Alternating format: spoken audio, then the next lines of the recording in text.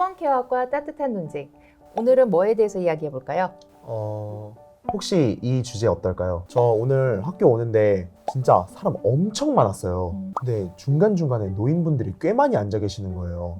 이게 아마 경로우대 뭐 무임승차 그런 것 때문에 많이들 앉아 계시는 것 같은데 이거 좀 어떻게 해야 되는 거 아니에요? 이거 너무 불편한데.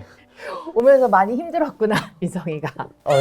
너무 힘들었어요. 이 우리나라의 그 경로우대 무임승차 제도가 사실 굉장히 오래된 제도예요. 그래서 1984년부터 65세 이상 노인들에 대해서는 100% 무임승차가 가능하도록 하는 제도가 도입이 됐는데 그렇게나 오래됐어요? 네.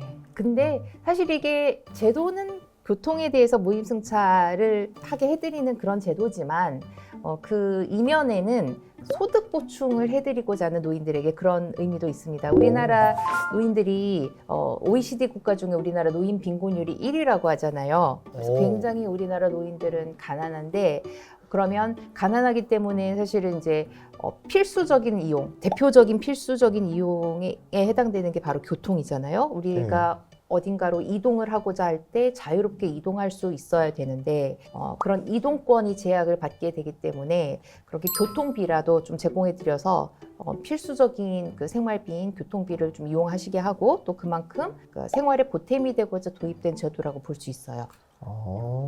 아무리 취지가 좋았다 하더라도 요새 들어서 이렇게까지 상황이 됐는데 이게 정말 계속 필요한 거예요? 특히 이제 다른 노인이 아닌 세대 입장에서는 우리가 아무 혜택도 못 받는데 왜 이게 이렇게 많은 재정이 들어가는 이런 제도를 해야 되냐 이런 의문을 갖는 사람들도 있는데 사실 이 제도가 꼭 노인들에게만 도움이 되는 제도라고 볼 수는 없어요. 그래요? 네, 가령 노인들에게 이런 무임승차권을 들여서 그나마 노인들이 이런 제도적인 혜택이 있으니까 집에만 계시지 않고 밖에 나와서 좀 돌아다니시기도 하고 어디 가시고 이동도 하시고 볼일도 보시고 이렇게 하는 건데 만약에 그렇지 않다면 집에서만 고립되어 계시고 별로 외출도 안 하시고 이렇게 되다 보면 결국에는 심리적인 문제라든지 아니면 신체적인 건강도 굉장히 급격하게 쇠약하게 되거든요. 그렇게 되면 어떻게 되겠어요? 우리나라의 뭐 건강보험료에 많은 지출이 있을 수 있겠고 아니면 요양비가 많이 들 수 있겠고 그럼 결국 그걸 또 누가 부담 지느냐? 결국 우리 세대. 일반 국민들이 부담을 져야 되기 때문에 노인들한테만 딱 좋은 건 아니고 결국 간접적이긴 하지만 사회 전체의 비용을 감소시키는 효과가 있다고 볼 수 있어요. 또 노인분들이 사실은 교통 약자잖아요. 그래서 굉장히 교통사고율도 높은데 그렇기 때문에 노인분들은 자동차를 가지고 다니기보다는 대중교통을 이용하시기를 경찰청이나 이런 데서도 권장하는 편이거든요. 그런 차원에서도 만약에 그렇지 않다면 교통사고를 더 많이 당하시게 될 거고 그것 또한 사회의 비용으로 연결이 되겠죠. 네, 이렇게 좀 다른 좋은 긍정적인 요소들도 많이 있습니다. 저도 교수님 말에 동의하는 게 저희 할아버지가 활동 변경이 굉장히 넓으신데 나이가 드셔가지고 운전을 못 하시니까 지금 그렇게 활동을 하시려면 할 수 있는 게 대중교통밖에 없거든요. 그래가지고 그런 거에 대해서는 좀 유지할 필요가 있지 않나 생각이 듭니다. 근데 그래도 제가 불만이었던 거는 출퇴근 시간인데 그럼 출퇴근 시간만이라도 좀 부분 유료화? 이렇게 하는 건 어때요? 혼잡 시간대에 노인들의 무임승차를 제한하는 그런 방법이 좀 문제가 될 수 있는 부분은 보통 그 시간대에 노인들이 병원을 가야 한다든지 아니면 관공서에서 업무를 봐야 된다든지 이런 굉장히 필수적인 이유로 인해서 이동을 해야 되는 경우들도 생기는데 이제 그렇게 되면 그런 부분들에 다 제약이 가해지겠죠. 그리고 실제로 우리나라 노인들은 경제활동 참여율이 굉장히 높거든요. 다른 나라들에 비해서. 그래요? 그럼요. 그렇기 때문에 그 시간대에 일을 하러 가시는 노인분들도 계신 거예요. 그러니까 생계를 위해서 또 가셔야 되기 때문에 여러 가지로 또 그 시간대에만 제약을 가한다. 더 상황을 더 어렵게 만드는 요인이 될 수도 있겠죠. 그 부분에 대해서는 생각을 못했네요.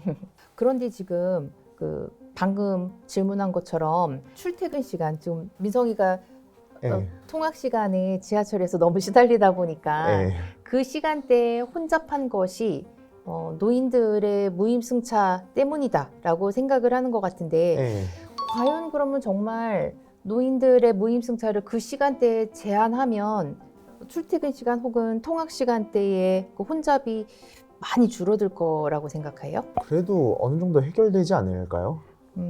실제 출퇴근 시간대 아니면 통학 시간대에 지하철 혼잡의 원인은 노인들이 무임승차해서라기보다는 오히려 다른 데 있다고 보는 게 더 적절할 것 같아요. 가령 직주 근접에 지금 다 실패하고 있다든지 아니면 지하철 노선 배치가 불균등하다든지 출퇴근 시간이 다 몰려 있다든지 이런 문제. 그래서 보면 지하철도 노선별로 그 혼잡도가 굉장히 다르잖아요. 어떤 네. 호선은 굉장히 혼잡하고 어떤 호선은 조금 더 여유 있고 그런 게 결국 모든 인프라들이 배치된 그 밀집된 호선이라는 게 다 이렇게 중복돼 있는 거죠. 그러다 보니까 더 그런 부분들이 크게 나타나는 거고 실제로 데이터에 의하면 네. 노인들 무임승차로 지하철을 이용하시는 노인분들 중에 그 출퇴근 시간이나 혼잡한 시간대에 이용하시는 비율은 10에서 15%에 불과하다고 해요. 에? 그러니까 노인분들 입장에서도 아무리 무임승차를 한다고 해도 굳이 할 수 있다면 좀 더 여유로운 시간에 편안하게 지하철을 타시지 굳이 그 콩나물 시루 같은 그 네. 지하철에 힘들게 타시고자 하시진 않겠죠. 네. 그래서 그 시간대에 무임승차를 제한한다고 해서 지금 민성이가 이렇게 괴로운 네. 그 밀집도의 문제는 아주 크게 개선되지는 않을 거다라고 보는 게 좀 맞는 관점인 것 같아요. 저도 생각해 보니까 오히려 학원 왔다 갔다 거릴 때는 어르신들이 관 내에서 이동하시는 거는 좀 많이 봤는데 아침이나 제가 영화 보고 한 6시쯤 돌아오시면은 다 그냥 저희 같은 중장년층 아니면 성년들이 이용하는 것 같거든요. 그래서 교수님 말이 좀 공감이 더 가는 것 같습니다. 근데 저는 출퇴근하면서 노인들 되게 많이 봤거든요. 음. 근데 왜 이렇게 노인들이 자꾸 눈에 들어오는 거예요? 다 데이터는 안 그렇다고 하는데 네. 실제로 민성이 눈에는 노인분들이 많이 들어왔다는 거죠. 네. 내가 지금 겪고 있는 이 불편이 네. 저 눈에 띄는 소수이긴 하지만 노인들 때문이다라고 좀 과잉 의식이 되는 거죠. 그런 부분들도 있고 또 두 번째는 그 왜 내가 힘들 때는 사람이 약간 방어적인 심리가 작용을 해서 뭔가 그것의 탓을 누군가를 하고 싶어지는 그런 심리가 또 생기거든요. 이걸 또 희생양 만들기, 스케이프고팅이라고도 부르는데 통학할 때 너무 짜증나고 힘들단 말이야. 그런데 막 지하철도 콩나물 시루야. 너무 힘들어. 그럴 때는 누군가에게 나의 이 힘듦을 좀 전가하고 싶은 심리가 굉장히 쉽게 발동을 하게 되고 그럴 때 이제 눈에 보이는 노인분들 그런데 또 자리도 비켜드려야 되잖아요. 자리도 양보해드려야 되지 않을까 하는 의무감 그런 책임감 같은 것도 갖게 되잖아요. 그러다 보니까 노인분들이 이 시간대에 지하철을 타서 우리가 이렇게 힘든 게 아닌가라고 좀 과잉 의식을 하게 되는 측면도 분명히 있는 것 같아요.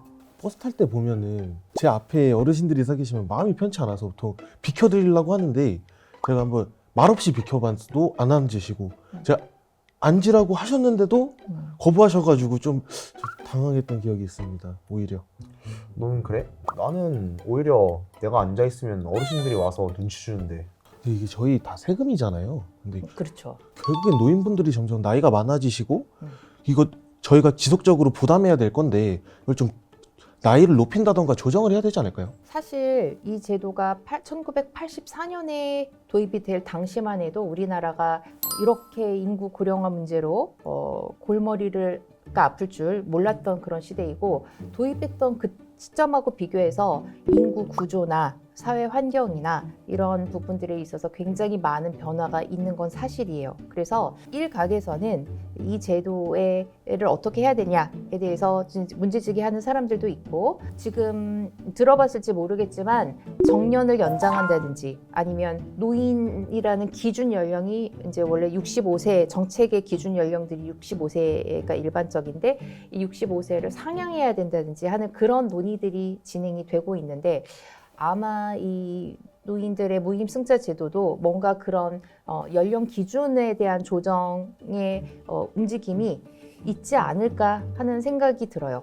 가령 지금은 65세 이상부터 100% 교통요금 면제인데 그 연령을 70세로 올려서 100% 면제한다든지 아니면 갑자기 69세까지는 100% 요금을 내다가 70세부터 또 빵원을 내고 이거는 너무나 급격한 변화니까 65세부터 점진적으로 조금씩 감면을 해서 70세에 도달하면 뭐 100% 면제가 된다든지 어떤 방향으로든 지금 고민을 하고 있는 건 사실이에요. 그냥 올릴 거면 그냥 화끈하게 85세로 올리죠.